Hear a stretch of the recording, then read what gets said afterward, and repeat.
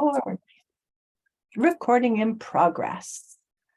So have just put Inanna back in the deck. And we were just sort of laughing about the fact that Inanna has been holding space for us for like a million years because of things that happened, and we didn't have the meditation. Well, that's a slight exaggeration, but it has been about a month of Inanna, and certainly she is adept at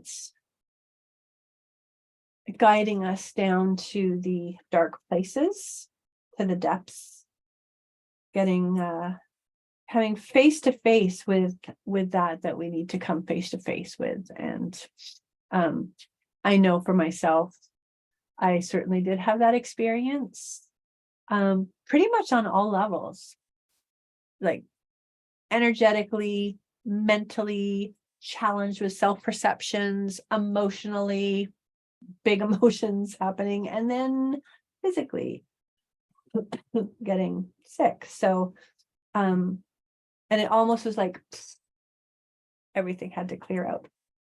So I'm very excited to be out of that, because we have had, we've had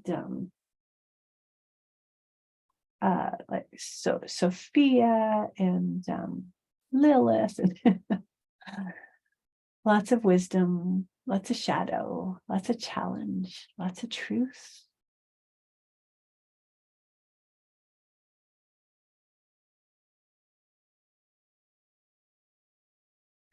Well, thank the goddess. It's so funny because as I was sort of holding my hand over the cards, I was remembering that the very first goddess who brought us into this whole new meditation cycle was Kuan Yin. And I have the Kuan Yin silver singing bowl. And that it sort of started with so much gentleness, and then boom, just right into the deep wisdom. But no, sorry, it was Green Tara that we started with, and Kuan Yin, who we have now. So Kuan Yin on her lotus. But there's a similar energy. So give me one moment here to see if I can find, I need a keyboard.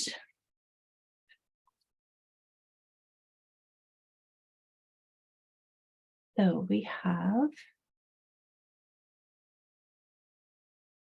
Kuan Yin. Let's see if we can get a nice image of her. Oh, beautiful. There she is. And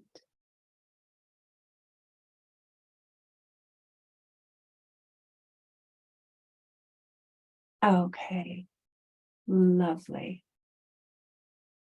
So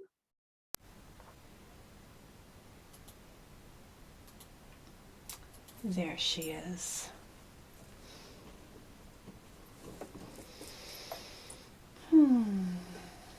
So I will invite you to just get into a comfortable position. See if I can make this a little bit smaller up here. Will that work?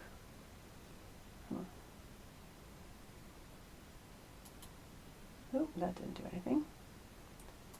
Okay. And I will read her little poem. Short poem, I should say.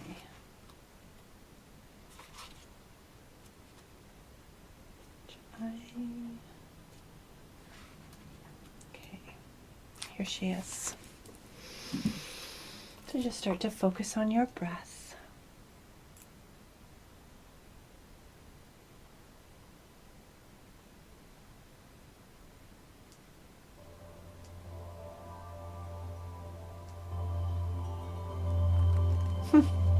The light is streaming in.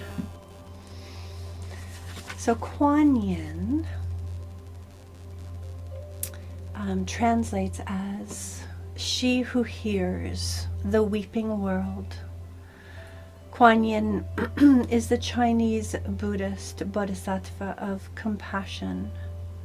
She lives on her island paradise of P'u T'o Shan, where she is said to grant every prayer she hears. She is so powerful that even the mention of her name will ease suffering and hardship. Choosing to remain in this world after having attained enlightenment, Kuan Yin has vowed to retain human form until all beings attain enlightenment. In Japan, she is known as Kuan Yin. And so this is her poem. I made the vow and kept my word. I reached enlightenment, but rather than pass over to the state of eternal bliss, I retained human form till all beings attain enlightenment. Keeping human form enabled me to know more deeply the pain others experience. Because of my deep feelings, because of my understanding of misery and suffering, because of my decision, I am called the compassionate one, she whose name alleviates all suffering. But wouldn't you prefer to wait, feeling what others feel, suffering what others suffer, knowing their pain as your own? Wait till the end of all suffering and pain, till all beings attain enlightenment? For me, there was no other choice.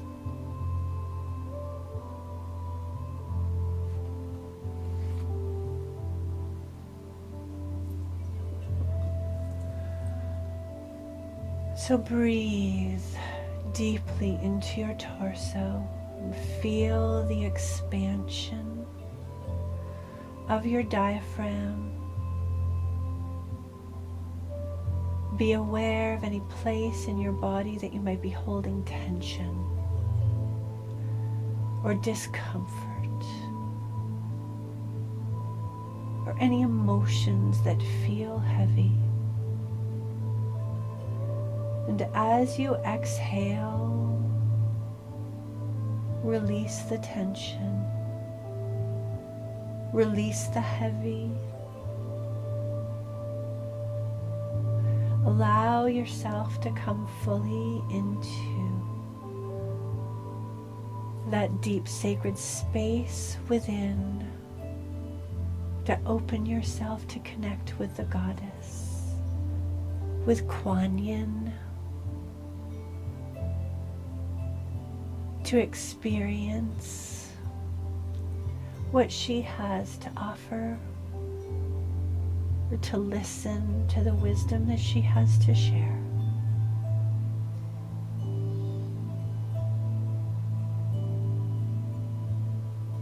And allow this experience to unfold.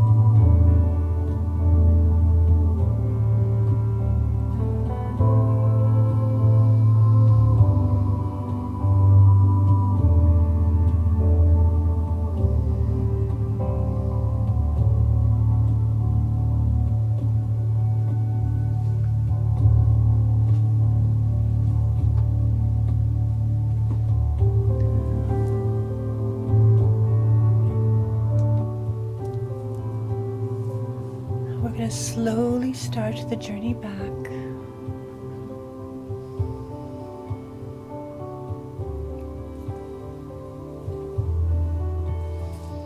And bring your awareness back to your breath.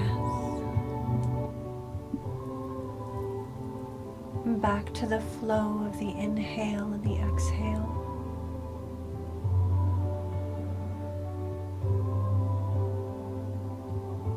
And take a moment to thank Kuan Yin for the time and the journey and the wisdom.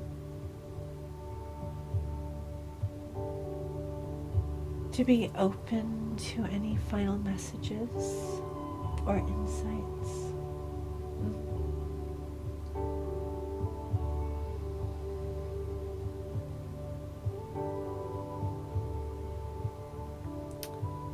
And as you bring your awareness to the flow of breath once more,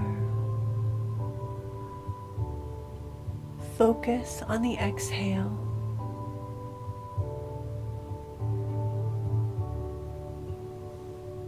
On the movement of breath, bringing you back to the space in which you sit.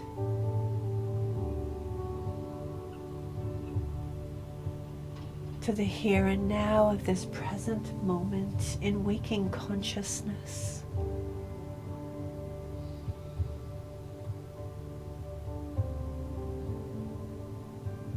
And when you're ready, open up your eyes.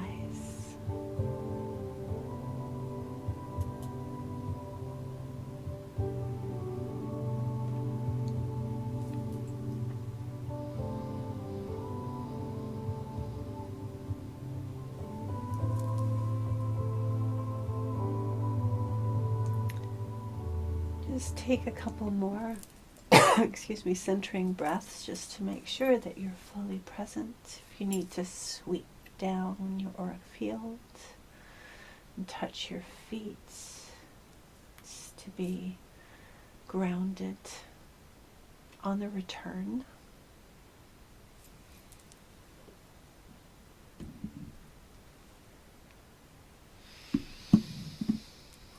So for those who are here live, if you want to come back on screen, I invite you to do that. You're welcome to share. If not, no worries. Sorry, I still do have a bit of a cough. So, Sha, did you want to share? Well, I can, but not much. I was just on little water and there was a boat, a little sail and a little symbol on it that I have to make sure I write that down. Right. But not really any messages, but it was nice and calm and cool sailing, so I guess that's good. Yeah. Yeah, absolutely. There was that, I certainly had that sense of just peace, right? As you say, the calm waters. And it was a very visceral sense of peace and calm that just rested in the heart. So it seems in alignment with the symbol, the image of the boat on calm waters. Some of the other aspects, the sun is just coming down, and it's very beautiful, just setting over the field. But I really did rest in that sense of that peace and that calm in the heart, especially after what has felt like a lot of turbulence with Inanna.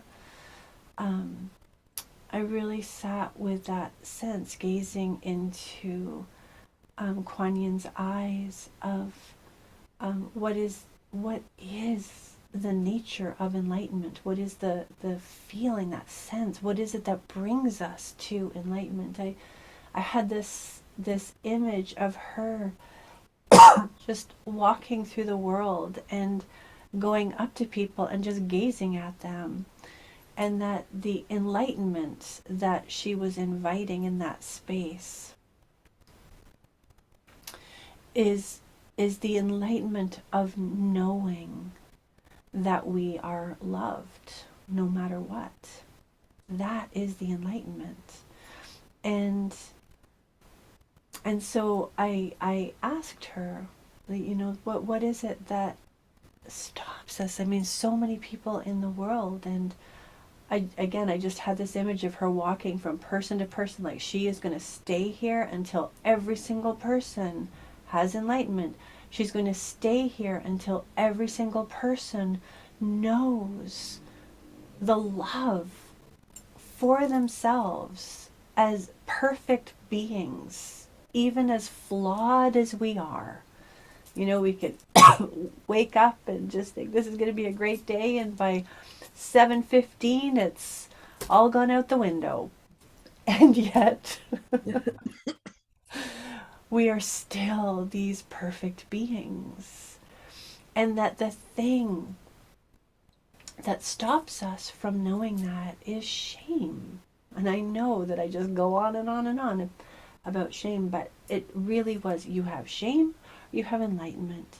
And if there is shame, that sense that there's something wrong with me, that I'm flawed in an irreparable way, I'm flawed in a way that separates me from other people, then I am not going to be able to have this experience of enlightenment, of knowing that essence inside. And so that's very much what she was reflecting. And that this word compassion, compassion has such a gentleness to it. It's got such a softness to it.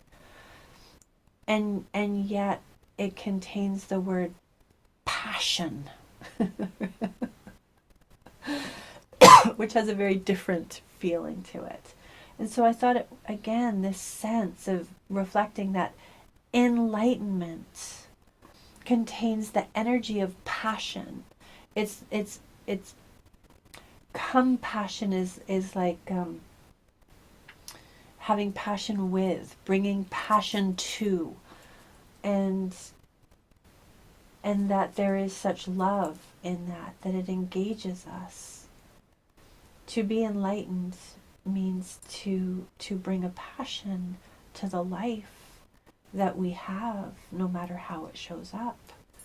Because it's not about how it shows up, it's about, how we show up. So there was very much that, as you were saying, Shah, that presence and that calmness, that's just this reflection of, I am just going to love you. I am just going to see the light in you, no matter what. That's what I felt with Kuan Yin. And I won't go into it in a lot of depth, but I did think of my son, and I thought about how sometimes even just coming, like gazing at a person with that, there's nothing that you can do that will make me not love you. There is nothing that you can do that will make me think that you are anything less than perfect. Even with mistakes, even with all of that, there is nothing that can stop me from loving you. That is not enough for people to be able to see that within themselves.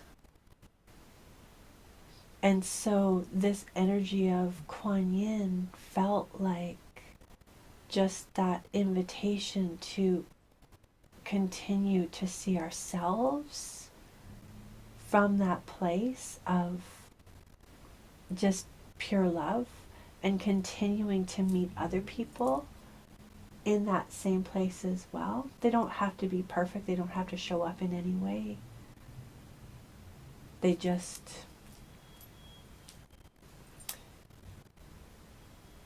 still deserve to be met with the eyes that see them through the eyes of love.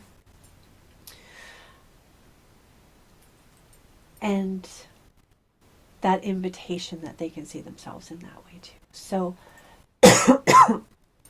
all of this and putting a lot of words to something that was really just a very strong visceral feeling of what it is to be in the presence of somebody who just looks at you with gentleness and love and the invitation to just fully show up as who you are without a need for that to look any particular way, and certainly without a need for that to be perfect.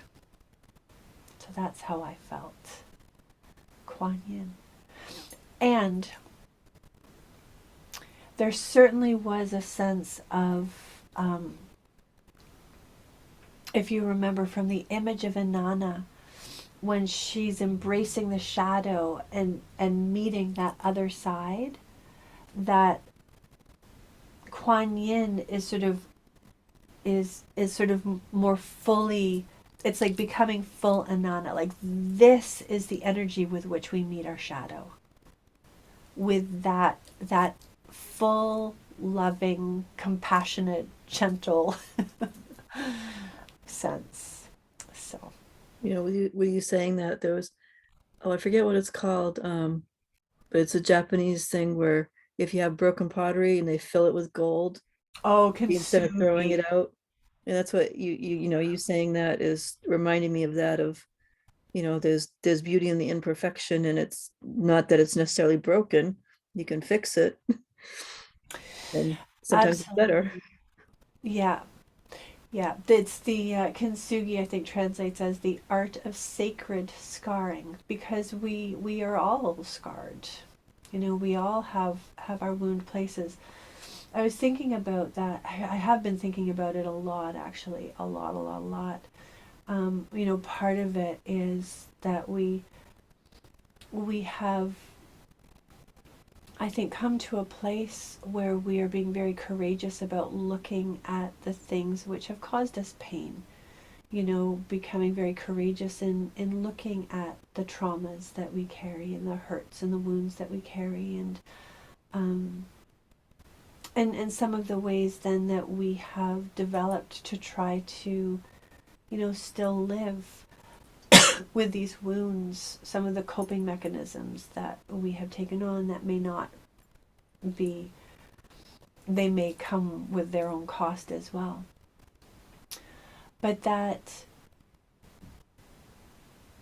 but there's something past that as well, that when we can look past that, and I think again these are the eyes of Kuan Yin, she can look at the broken bowl and still see when it was whole. She still sees the wholeness of the bowl, even with the cracks, even with the gold. And it's about how we can also, yes, you know, the things that hurt me, they're always going to be a part of my life. I'm never going to get rid of those. But there is a me that predates that. And that's to be able to see the scars, which is embracing the shadow in Anna, to be able to see all of that and yet still see the truth of the essence. Oh my gosh, look at that. My hands are like glowing in the sun. I think that's what Kuan Yin does, that there's a truth that is deeper in that realm of the archetypal.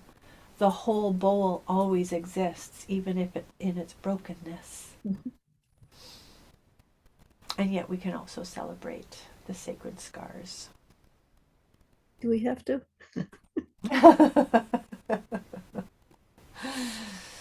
Well, I did ages ago, a few years ago, I did Caradwan's kintsugi. So what we cracked was a cauldron and then put it back together. And I will admit that I didn't use gold, I used silver as moonlight. Putting it all back together. Alicia, did you want to share, or I can stop recording?